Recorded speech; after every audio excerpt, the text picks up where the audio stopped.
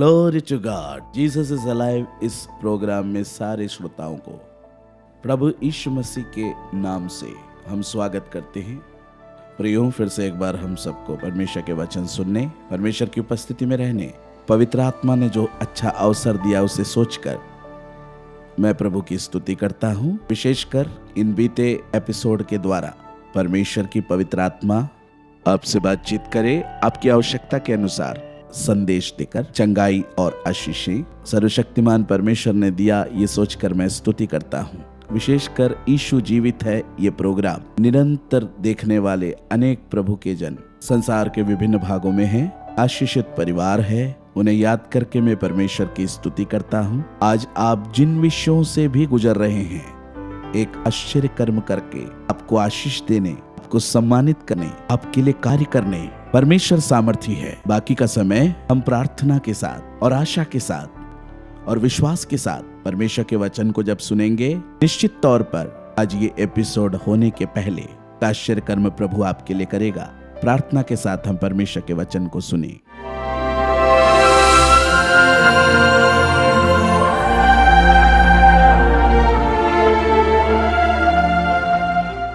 प्रियो, हमारे थोड़े समय परमेश्वर के वचन मनन के लिए मत्ती रचित सुसमाचार 17 अध्याय 24 वचन से 27 वचन तक हम ध्यान दें। यदि आपके पास बाइबल है, यदि आप उसे खोलकर देख सकते हैं तो खोलकर देखिए, नहीं तो भी आप इसे ध्यान से सुने, कारण परमेश्वर के वचन को सुनना हमारे जीवन में आशीष को लेकर आएगी, चंगाई को लेकर आएगी। कौन प्रचार कर रहा है ये नहीं है विषय, किसके विषय में प्रचार हो रहा है ये है विषय।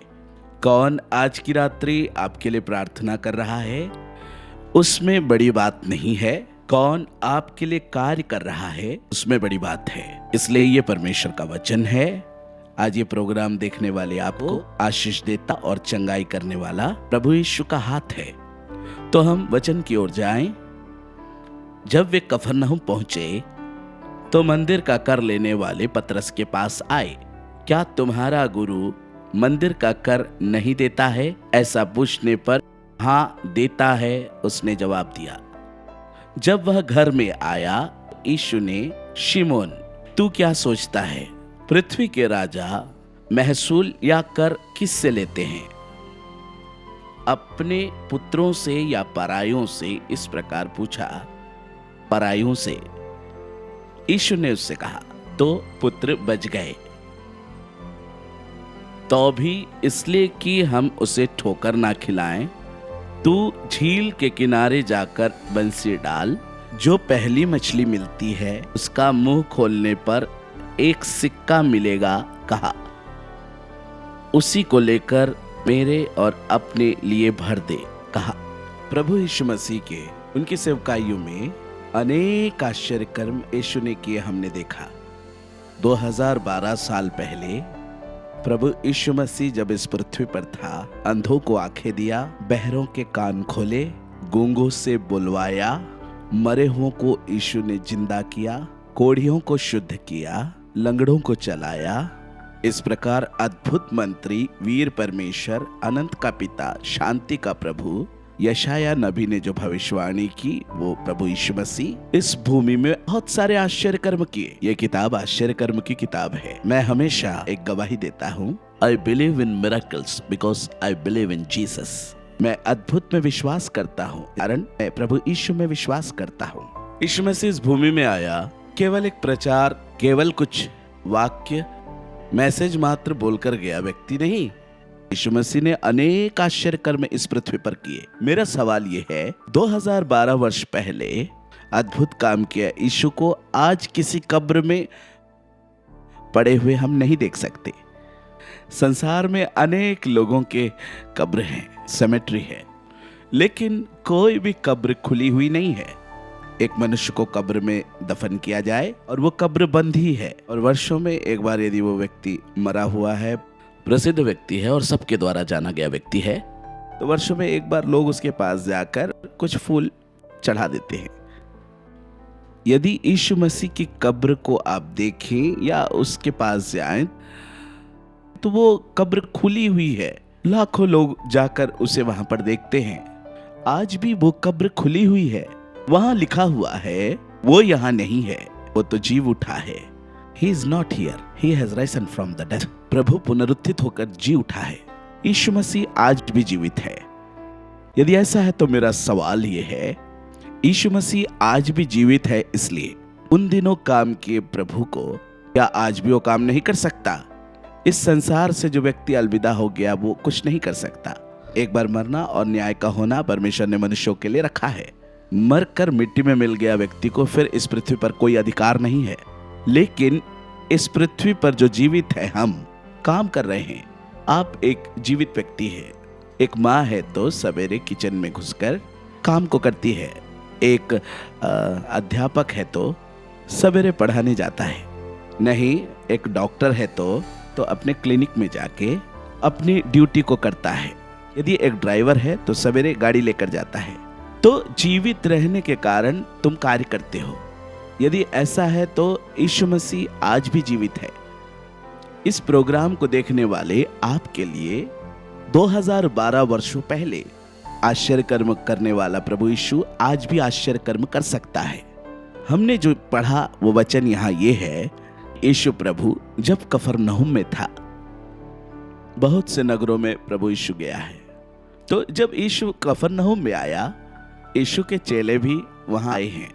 इसलिए कफरनहूम में पतरस को खड़े हुए हम देखते हैं, कारण उन्होंने सब कुछ छोड़कर यीशु का अनुसरण किया।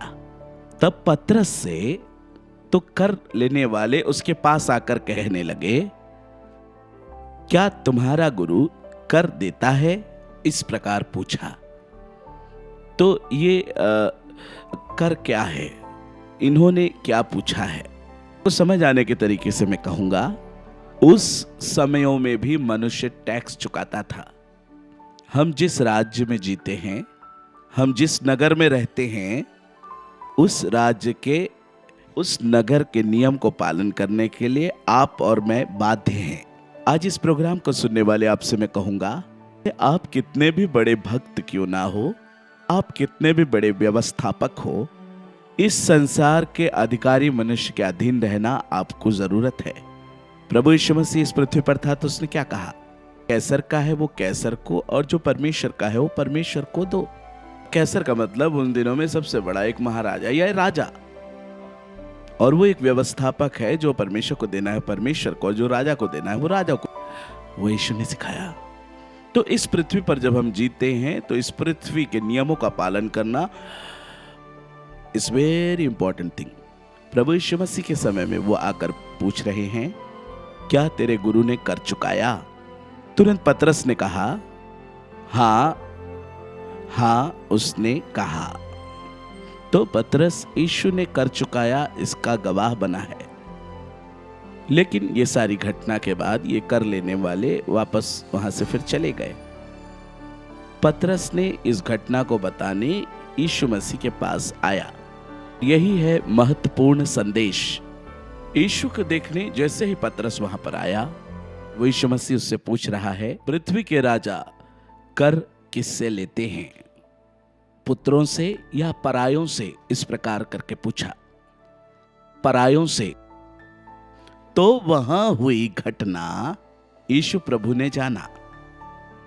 पतरस की आवश्यकता को पतरस के बोलने से पहले, या फिर वहां हुई इंसिडेंस पतरस यीशु को बताने से पहले, वो विषय पतरस से यीशु उसे बता रहा है। ये कितनियों किलोमीटर दूर हुई इंसिडेंस है। यीशु उस समय घर में था। पतरस ये घटना के बाद, ये लोगों की बातचीत के पश्चात ये घटना बताने यीशु मसीह के पास आया, तो यीशु मसीह इस घटना को पतरस को बता रहा है। यदि ऐसा है तो आज ये प्रोग्राम सुनने वाले मेरे सम्मानीय श्रोता, विश्वास करना, हम कुछ बातों को प्रभु से बोलने जाने से पहले हमारी बातों को यीशु जानता है। आज जब आप ये प्रोग्राम देख रहे हैं, आमीन, आपके हृदय का दर्द, आपके हृदय का बोझ, आप जिस परिस्थिति से गुजर रहे हैं, आपके बच्चों की अवस्था, आपके परिवार की सारी परिस्थिति को प्रभु यीशु मसीह अच्छे से जानता है।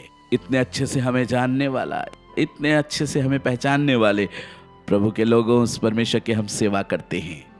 हो सकता है इस प्रोग्राम को सुनने वाले माता पिता दीर्घ वर्षों से अपने बच्चों के विषय, अपने परिवार के विषय परमेश्वर की उपस्थिति में रोक कर प्रार्थना करने वाले एक व्यक्ति होंगे मेरे बच्चों के लिए, या उनका स्वभाव रूपांतरित होना, इस पुकारने वाले कई माता पिता मुझे सुन रहे हैं। मैं आपसे प्रेम से कहूंगा, आपके कर्ज भार को, आपकी बीमारी को, आप जिस परिस्थिति से गुजरते हैं, हर बातों को प्रभु जानता है। आप उससे कहने से पहले ही वो आपको जानता है। इसलिए पवित्र शास्त्र बाइबल में लिखा है, सर्वशक्तिमान पिता से हम विनती करने से पहले हमारी आवश्यकता ये वो जानता है और समझता है। प्रियो, हमारे सिर के एक बाल भी गिनने वाला परमेश्वर, इस संसार के सारे जीव जंतुओं की सृष्टि करने वाला परमेश्वर, कौन कौन पृथ्वी पर जन्म लेना है, कौन कौन पृथ्वी पर मरना है, निर्णय लेने वाला परमेश्वर, तो उस परमेश्वर के जाने बगैर हमारे जीवन में कुछ नहीं। इसलिए दानियल भविष्यवक्ता 2:28 में कहता है, रहस्यों को जानने वाला एक परमेश्वर स्वर्ग में है। आपने मन में जो संभाल कर रखा है, आपके हृदय के भागों में किसी से बताए बगैर छिपा कर जो रखा है, प्रभु जानता है। भाइयों, एक पिता हमें अंडरस्टैंड करने से बढ़कर, हमारी माँ हमें समझने से बढ़कर, पति पत्नी, भाई और बच्चे, पास्टर पुरोहित हमें समझने से बढ़कर हमारा परमेश्वर हमें समझ सकता है। वो हमारी प्रकृति को समझता है, वो हमारे हृदय को जानता है। दाऊद नाम के छोटे से मनुष्य का अभिषेक करने के लिए भविष्यवक्ता जब गया तो परमेश्वर ने उससे इतना ही कहा। मनुष्य जब ऊपरी भाग को देखता है, परमेश्वर हृदय को देखता है। आपके हृदय के दर्द को, आपके हृदय के घावों को, आपकी आवश्यकता को प्रभु समझता है। इसलिए भजनकार कहता है, यहोवा टूटे हुए मन वालों के समीप रहता है, पीसे हुए मन वालों को उद्धार करता है। जब आप ये प्रोग्राम देख रहे हैं, कुछ ऑपरेशन आपके लिए नियुक्त किया गया है, आपके पांव के घुटने में या आपके शरीर के किसी भागों में ऑपरेशन बोला गया है, मैं आपसे प्रेम से कहता हूँ, वो भी प्रभु जानता है। आप किस प्रकार से प्रार्थना करते हैं, प्रभु वो सर्जरी के बगैर क्या तुम मुझे चंगा नहीं कर सकता है? निश्चित तौर पर वो कर सकता है। मैं हमेशा कहता हूँ, बिना छुरी लगाए, बिना स्टिच डाले, बिना बेड रेस्ट दिए, बिना खून लिए, हमें सर्जरी करने वाला, एक एक पिन से भी चुभाने वाली, उतना भी दर्द कराए बगैर संपूर्ण चंगाई देने वाला एक परमेश्वर है, तो वह हमारा प्रभु यीशु मसीह है। कारण वो करने वाले सारे कामों में एक संपूर्णता है। इसलिए उत्पत्ति के किताब में परमेश्वर ने मनुष्य की सृष्टि करने के बाद उसने जो सृष्टि की, अच्छा है ऐसा उसने देखा। तो परमेश्वर अच्छा ही करेगा, परमेश्वर अच्छा ही क्रिएट करेगा, परमेश्वर अच्छा ही हमारे लिए करेगा। कितने लोग इस एपिसोड को देखने वाले मेरे भाइयों को, परमेश्वर के जनों को कह सकते हैं, भलाई के बगैर कोई बुराई परमेश्वर ने मेरे लिए नहीं किया। प्रियो, कभी कभी क्या ये बुराई के लिए हो गई? क्या ये पराजय के लिए हो गया? क्या वो टूटेपन के लिए हो गया?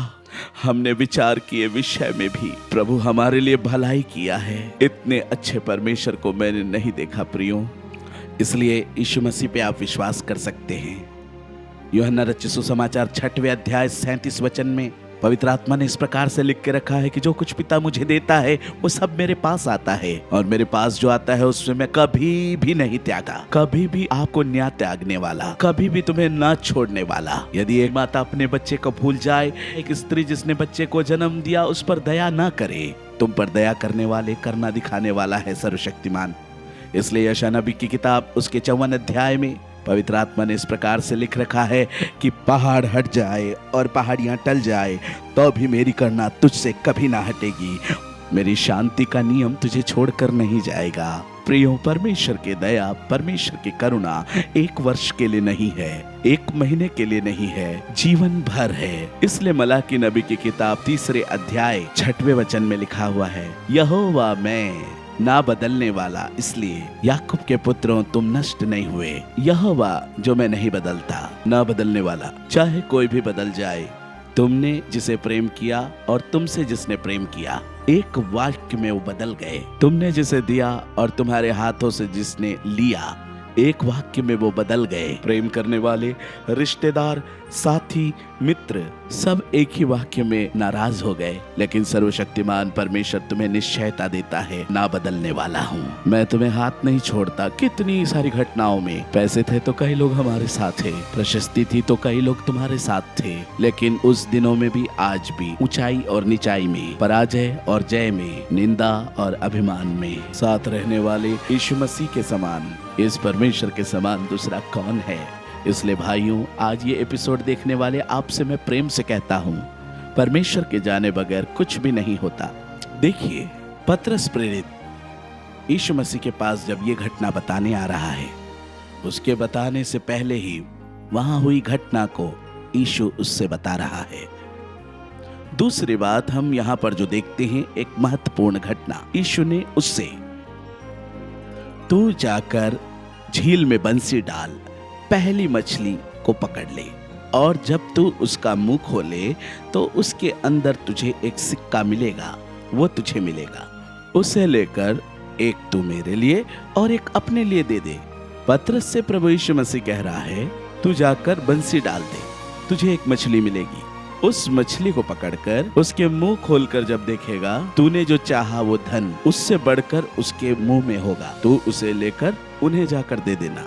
सत्य में यीशु मसीह ने ये किससे कहा है? दीर्घ वर्षों से समुद्र से मछली पकड़कर बेचने वाला, मछली व्यापार में लिप्त पतरस से प्रभु ये बातें कह रहा है। लेकिन उसके ठीक ऊपर यीशु मसीह ने कहा एक महत्वपूर्ण बात, हम उन्हें ठोकर ना खिलाएं, इसलिए तू ये करना। तो क्यों प्रभु यीशु मसीह ने ये देने का निर्णय किया? नहीं तो पतरस, तू भी इसे